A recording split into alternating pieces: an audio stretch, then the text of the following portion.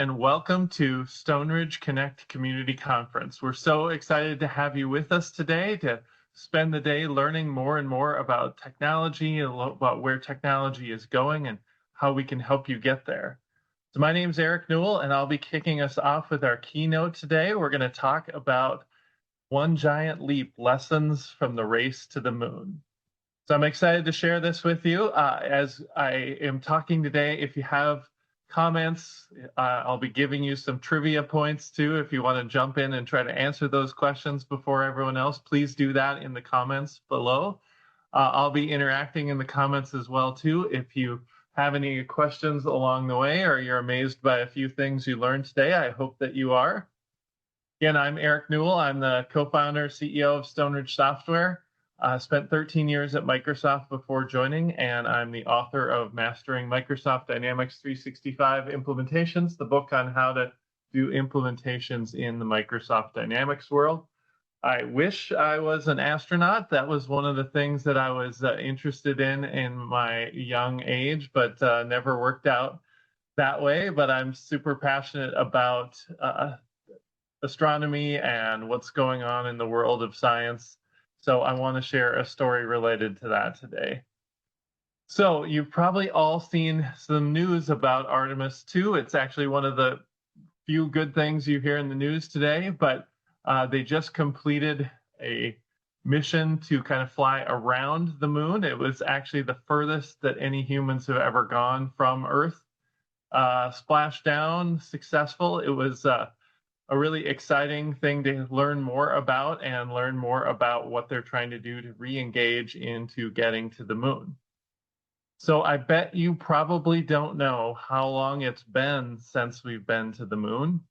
And now with Artemis, they're talking about doing a moon landing in 2028. It will have been 56 years since we've been to the moon. So the last time we've been to the moon, in case anyone wants to put it in the comments, 1972. So it's kind of crazy that it's been that long since we've been to the moon. But let's go back and let's talk about how did we get to the moon in the first place? Why did we get to the moon? What are some of the benefits of the effort that we spent getting to the moon back in the 60s? So in May 25th of 1961, you've probably heard this story as well, but President John F. Kennedy makes an address to the joint session of Congress talking about the importance of being able to get to the moon. He said, "I believe that this nation should commit itself to achieving the goal before the decade is out of landing a man on the moon and returning him safely to Earth." So that was early 1961. At that time, we had no plan. We had no rocket that could actually get us there. We didn't have a roadmap of how exactly we were going to do this. All we had was a clear destination and a fixed deadline. And I'm sure you've all heard of the term moonshot before, but this is where this comes from. This is taking a shot at where we want to be able to get to and laying out a vision for where we should go and then figuring it out from there. A little later that year, he gave a speech to Rice University talking about the project and what it meant. And there were a couple interesting quotes in there I wanted to share as well, like, "The greater our knowledge increases, the greater our ignorance unfolds." So learning more and more about the moon and about seeing the Earth from the moon, there's some fascinating things that we've learned about the geology of the moon and the atmosphere of the moon that we wouldn't have otherwise known had we not been there. And we choose to go to the moon. We choose to go to the moon in this decade, not because they are easy, but because they are hard, and because that goal will serve to organize and measure the best of our energies and skills, because that challenge is one we're willing to accept, one we're unwilling to postpone, and which we intend to win. For that reason, I regard this decision to shift our efforts in space from low to high gear as the most important decision that's going to be made during my presidency. And finally, the space effort itself, while still in its infancy, has already created a number of new companies, tens of thousands of new jobs. Space and related industries are generating new demands in investment and skilled personnel. And he was very right about that, as we'll see here in a little bit. So what was the space program in 1961? So when he first spoke, we were losing the space race. So the USSR, Soviets were the first to launch someone into space. They were first to launch a ship into space, a monkey into space, a human into space. So they were 4 years ahead of us. So actually another piece of bar trivia, as I mentioned, I will have a few of them in this speech, but the Luna 2 was actually the first device that landed on the moon. That was a mission that they sent up in 1959. It actually kind of crashed on the moon, but they were able to get it all the way to the moon. And what the US had done at that time is not a whole lot. So in 1955, we announced plans to build an Earth orbiting satellite, and we actually used the Navy. And so the Navy was going to do this work. And after some, not terrible success with having the Navy do some of this work, it was actually not until 1958 that we created NASA. So that was when we had a purpose-built organization that was focused on space exploration. And we did have one piece of success by the time that JFK gave that speech, is that Alan Shepard had made a suborbital hop for about 15 minutes before coming back safely to Earth. So that is the success that we had, while the Soviets had several different missions and were well ahead of us at the time. And now the clock was ticking, right? We had about 8 years to be able to get this done. If we needed to get it done by the end of the decade, we got a long ways to go. So how did we go about doing it? So we didn't win this by accident. We actually won it by commitment and the amount of resources that were put towards it. So there were over 400,000 people, so that engineers, scientists, technicians, that united around the single mission. And you've probably seen some movies about it. There's even some cool stories about, like, the Hidden Figures movie, if you haven't seen that before. Some of the roles that women were playing in the space missions, certainly great to see them get the credit that they deserve there. 20,000 plus companies and universities were involved in that. Actually, MIT and a lady named Margaret Hamilton were really leading the software engineering division that did a lot of the software for the computers that ended up going into the moon landing and going into the rovers and things like that. We spent 4% of our federal budget. So as of 1966, that's how much was invested in the space program, which that's a very significant number. And that turns out to about $280 billion in today's world that was spent on the Apollo program.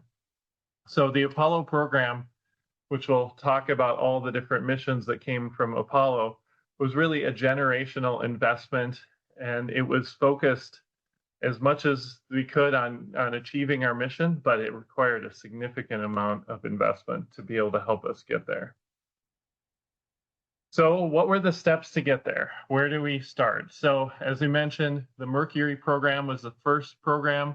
When the question was there, just can we put a human into orbit? And so again, we were able to do that in 1961 with Alan Shepard going in there. But those ships were not designed to go to the moon. They were not ever going to be able to get there. They were just trying to get through the atmosphere. Then you have the Gemini program. And the Gemini program was really about, can we get into space? Can we dock? Can we spacewalk? Can we get humans up there doing things in space? Really, that was the idea behind the Gemini program. And that was really the next step in the process to be able to get us to eventually where we wanted to go. And then the major step, the step that was actually going to get us to the moon, was the third step in this process, and that was the Apollo program. And can we go to the moon and return safely? So up until JFK's speech, this wasn't a plan, right?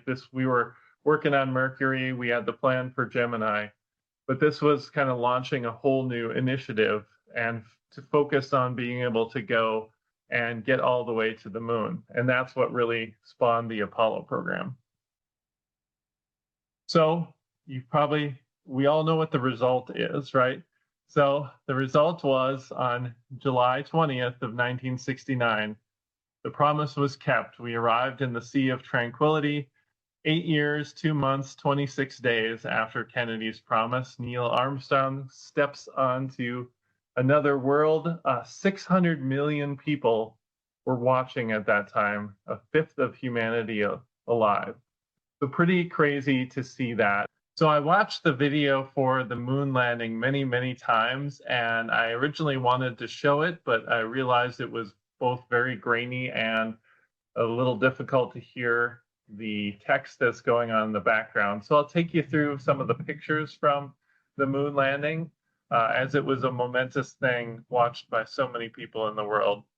So I actually used a combination of footage from the moon landing, and these are some CBS News simulations because they're a lot clearer than they would otherwise be. So here it is, the Eagle coming down about 3,000 feet away from hitting the moon. Then you have it landing on the moon. Again, this is a much clearer picture than the original picture, which you'll start to see here in just a minute, of making it down on the moon. And then the first step on the moon is maybe not as exciting as you might have thought. It's Neil Armstrong coming down and just making sure he has enough room to get down and get back up on the first step. So the actual distance was kind of far. So his first step on the moon was trying to make sure he could get his footing on the moon and then still be able to climb back up into the Eagle as he was getting on there. And then his first steps on the moon, as you see him start, where he actually said his main phrase here, he got down, he looked in the dirt for a little while, and then he actually started kind of walking towards wherever the camera was. And that's when he said his famous, one small step for man, one giant leap for mankind. Now, the funniest part for me of this whole clip was Walter Cronkite and the CBS News folks actually didn't hear the second half of it. So they only heard the one small step for mankind, and then they were guessing at what he was saying after that. So eventually, obviously, he was told what they said, but so it lost a little bit of its luster, but still a very momentous occasion with so many people able to hear it on the broadcast. So now let's jump into talking a little bit about the Apollo program and how we got to where we were. So the Apollo program, there were actually 17 numbers, or 15 numbers in the Apollo program. It went up to number 17. So you may have heard about Apollo 1. Well, Apollo 1 was a disaster. There was a fire on the launch pad, killing the 3 astronauts who participated in that mission. So that was a terrible start, as bad of a start as you could possibly have to the Apollo program. So you'll notice there's not a number 2 and number 3. Those were plans that they had prior to number 1 launching that they ultimately scrapped because they knew they had to go back to the drawing board to do something more successful. So you can see incrementally how they moved along. So Apollo 4 and 5, there were no crew on that. Like, they didn't want to have another disaster like they did with Apollo 1. So all the way up to 6, those were all just flying something into space, making sure we can get it back down. And then Apollo 7 was our first crewed orbital demonstration of the Saturn modules. That was televised so people could see it. People could see that there's faith in that we're moving forward here. And then Apollo 8 was actually the first crew to orbit the moon. So kind of similar to what Artemis 2 did here. This was like our test to be able to get there. Apollo 9 and 10, similarly trying to get as close as we could to the moon so we're ready for Apollo 11. So again, if this wasn't like we just launched to the moon and we hit it on our first shot, this was several different steps to be able to get us there. And then I also think it's really fascinating to understand what happened after that. So if you think about the first moon landing, we didn't get to do a lot of science there because our goal was just to get there. So they were only on the moon for a couple hours and then they headed back. They didn't They did get a few rocks and things like that, but they didn't really have science work that they were going to do. We did that all on these next lunar landings that happened. So we went back to the moon in November. Apollo 13, if you've seen the movie, it was intended to get there, but we had an explosion, but we were able to safely get everybody back, which was great. And then we did 4 more lunar landings after that, only one of which we actually had like a geologist along to go and gather rock specimens and make sure that we had that we were able to take some more of this information back. But that's when we had the moon rover going around. We were able to spend considerable time, in some cases a couple days, up on the moon because we had a plan for it. We made some updates to the moon suit as well too, because it is, despite what you might think, it is actually very warm, very hot on the moon because they don't have atmosphere like we do in the US. So Neil Armstrong and Buzz Aldrin were really sweating as they were getting up there, so they had to make some modifications to that. But you'll notice in December of 1972, that's it. That is the last time we've been to the moon. So there have been 12 astronauts in total that have walked on the moon, and we haven't been there since then. Eugene Cernan is the last person to have been on the moon. And again, another bar trivia response for you, but that is way back in 1972. So I actually find it fascinating that we haven't been back since then, but certainly we're going to try to change that here now, which is great. Okay, so we put all this effort, we spent all this money to get to the moon. What did it get us besides, some great TV moments and the ability to say we were the first to the moon? Well, the answer is a lot. So the moon was the goal, but the real dividend was everything that was built along the way.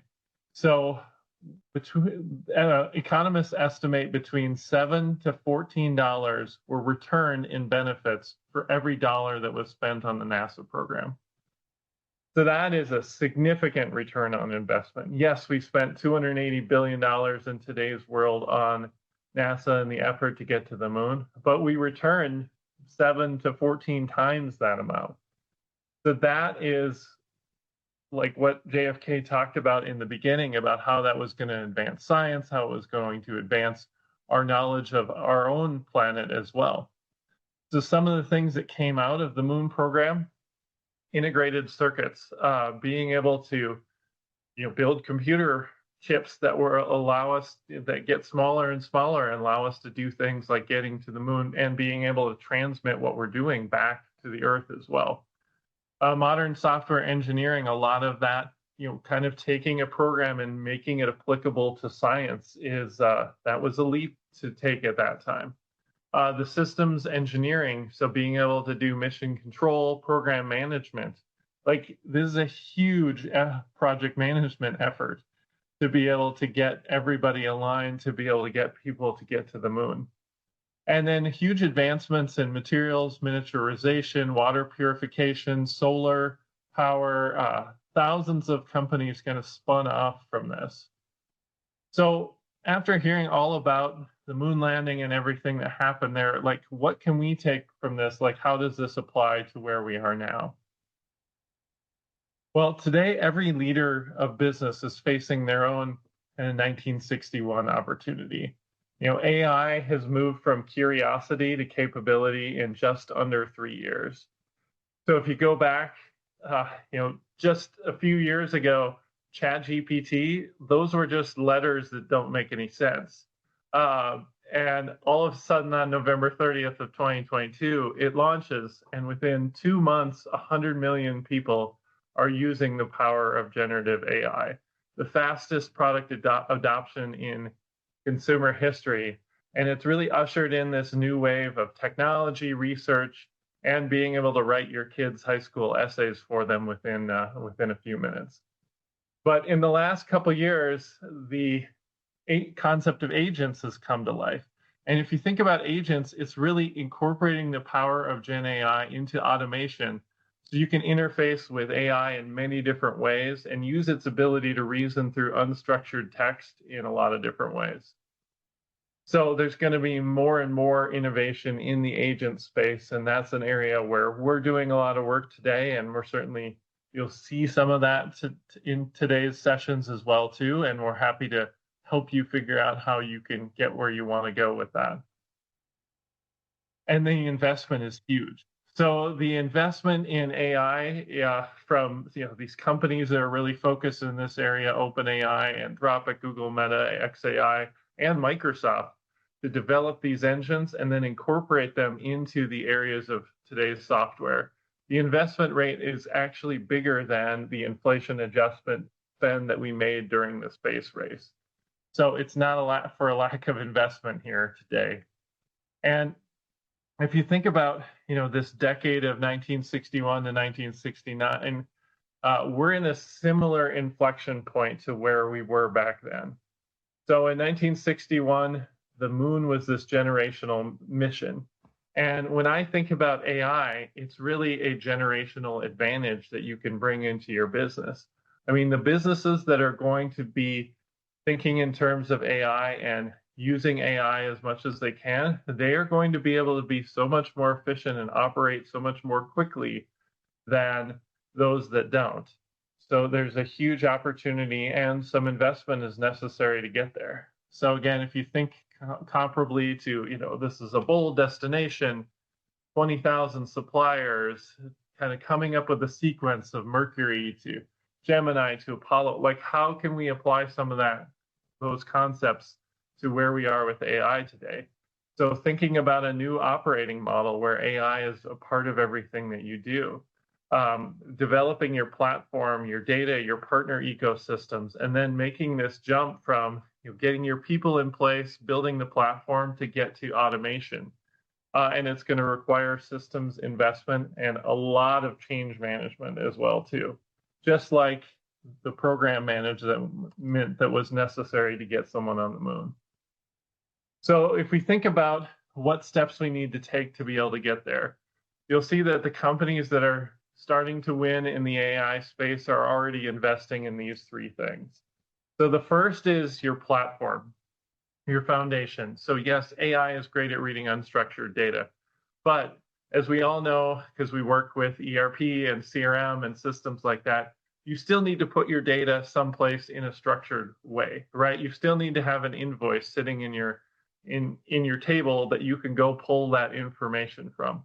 So you need a platform, and the best thing you can do is to get on a cloud-based solution as quickly as possible so that you can have that platform to build off of. So having clean, connected data across your ERP, CRM, and your line of business applications is critical to having success with AI. If you have garbage data in there or you're running on an old system, you're not going to be able to take advantage of the AI capability that it's bringing to the table. Governance and security are going to be critical to this as well too. In order to have clean data, you got to have governance. You got to have rules about what you can put in what field in order to make sure that it's accurate.